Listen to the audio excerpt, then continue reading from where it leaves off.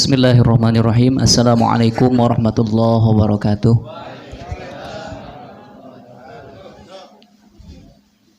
Alhamdulillahilladzi anzalal Qur'an hudal linnasi wa bayyinatin minal huda wal furqan. Shalatullahi wa salamuhu ala man uhyal Qur'an wa ala alihi wa ashabihi dzabil Qur'an. Subhanallah bihamdihi subhanallahil azim adada khalqihi wa ridha nafsihi wa zinata arsyihi wa midada kalimatihi. Subhanallah walhamdulillahi wa la ilaha illallah Allahu akbar wa la haula wa la quwata illa billahil aliyil azim. Allahumma rabbi syrah li sadri wa yassir li amri wahlul 'uqdatam min lisani yafqahu qawli.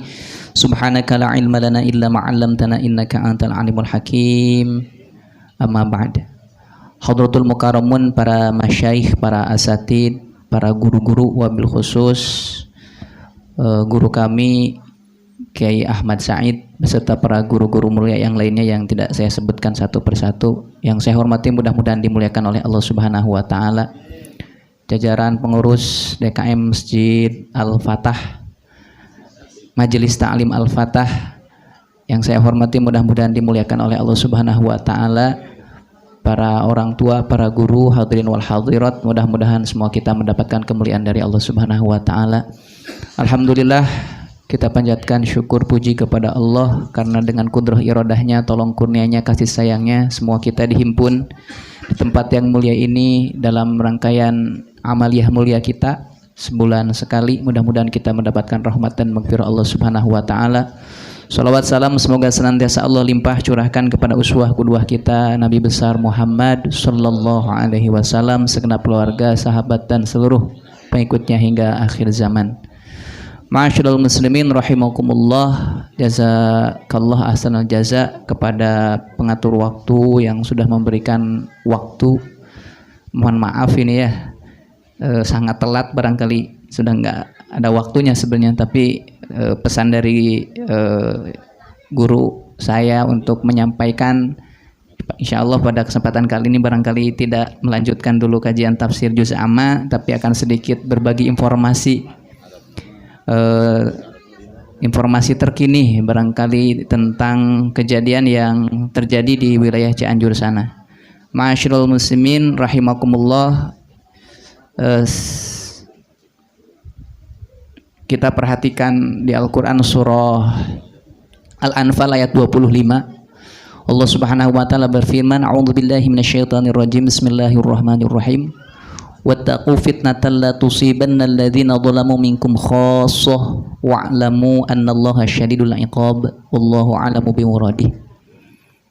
Dalam tafsir Ibnu Katsir disebutkan makna fitnah di situ itu ikhtibaron wa mihnatan, artinya peliharalah diri kalian, takutlah diri kalian akan datangnya cobaan, akan datangnya bencana, yang bencana itu tidak hanya menimpa terhadap orang-orang dolim di antara kalian. Artinya bencana ini merata, bukan hanya orang dolim yang kena imbasnya, tapi orang mukmin soleh pun kena imbasnya.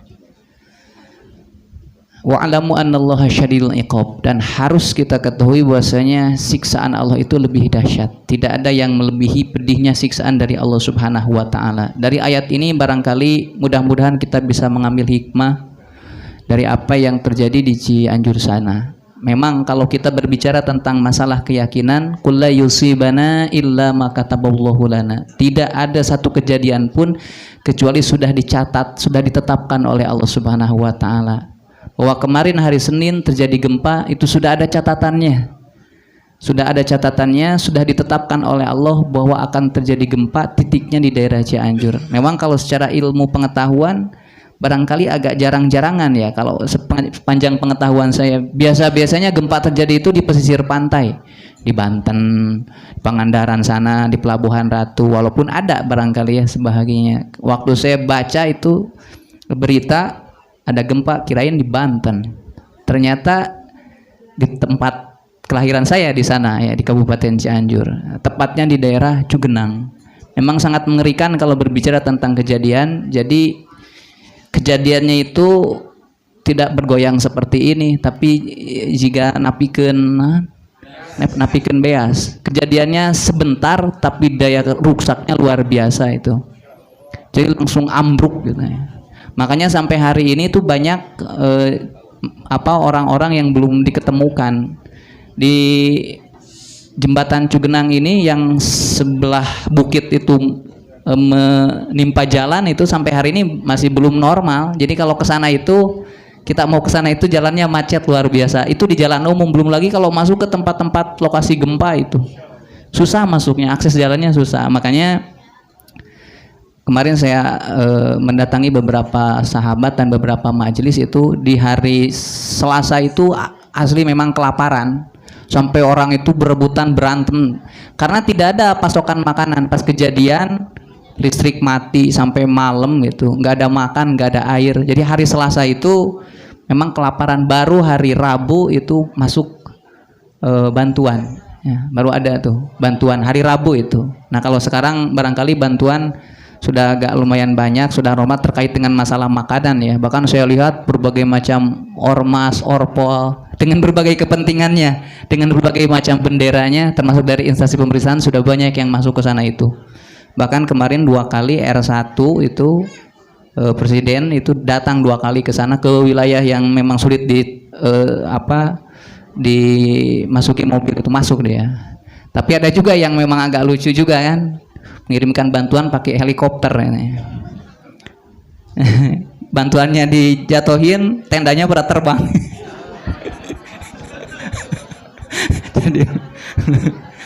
jadi lucu ya. Yeah. Tadi seperti yang Kiai Ahmad disinggung juga, memang ini juga jadi bahan renungan bagi saya dan semua kita. Kenapa justru yang di sana juga banyak yang rusak itu pesantren. Bahkan di Jambu Dipa itu ada jamaah yang sedang pengajian. Seperti kita ini sedang ngaji, akhirnya tertimbun semua.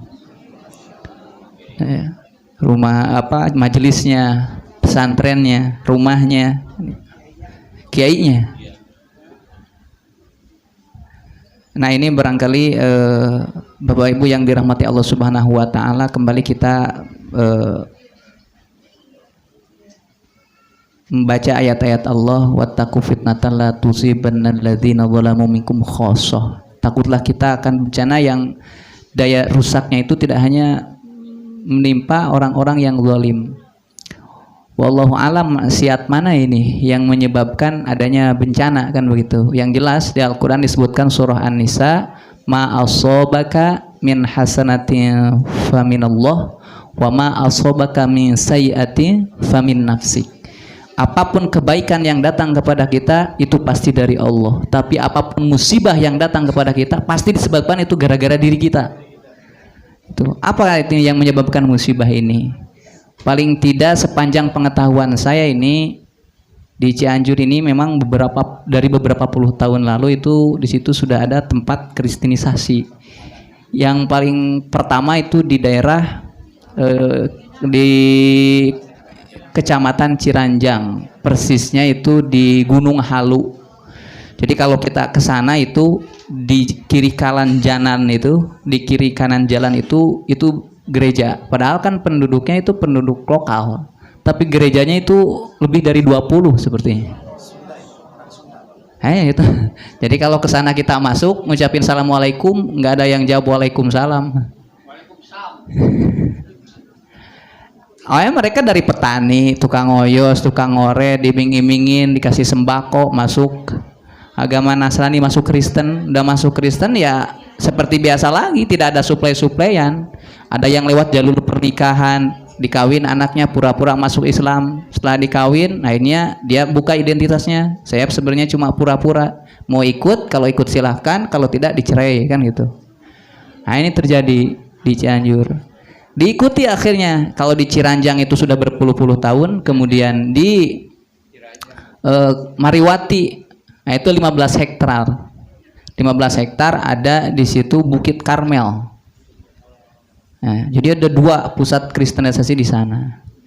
Saya nggak tahu ini apakah ada yang bergerak atau tidak, tetapi pengetahuan saya orang-orang ormas yang bergerak itu sudah ada yang bergerak, tapi mental semua. Konon katanya ini backingnya sudah bukan regional lagi, tapi sudah internasional. karena itu sudah terbesar di Asia.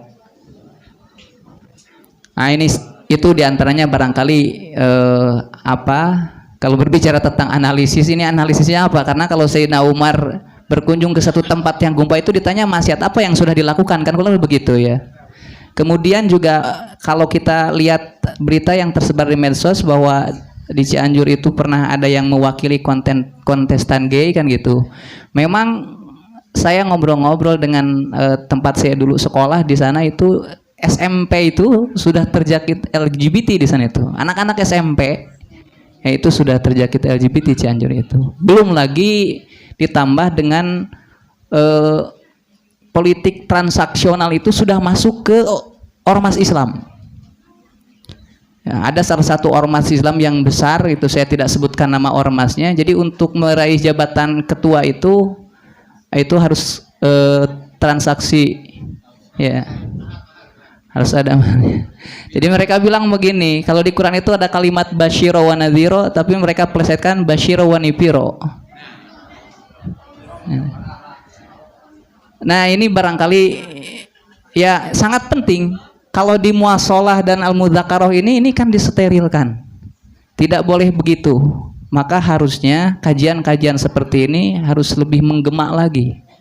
Jangan-jangan bahkan bisa dipastikan barangkali ini pemicunya, karena rusaknya masyarakat itu dengan rusaknya umaronya dengan rusaknya ulamanya. Ya mudah-mudahan hikmah dari kejadian ini, baik yang terdampak ataupun yang tidak terdampak, bagi kita menjadi betul-betul pelajaran, benar-benar menjadi i'tibar. Dan kita berdoa khusus untuk yang mereka terdampak di sana, mudah-mudahan dikasih mental yang cukup kuat, mereka ridho akan qada dari Allah, dan mudah-mudahan mereka bersabar atas ujian dari Allah Subhanahu wa taala. Kemudian bagi kita pun, karena berbicara tentang kadar iman, barangkali ya la yu'minu ahadukum hatta yuhibba li akhihi ma yuhibba li nafsihi. Jadi kadar keimanan seorang itu tergantung bagaimana cara dia mencintai saudaranya. Nah, oleh karenanya barangkali bagaimana cara mencintai saudara kita yang tertimpa musibah, mari kita bantu semampu dan sebisa kita. Hadirin jamaah yang dirahmati Allah Subhanahu wa taala, barangkali itu saja yang bisa disampaikan. Terima kasih, jazakumullah ahsanal jazaa, wabillahi taufiq wal hidayah. Wassalamualaikum warahmatullahi wabarakatuh.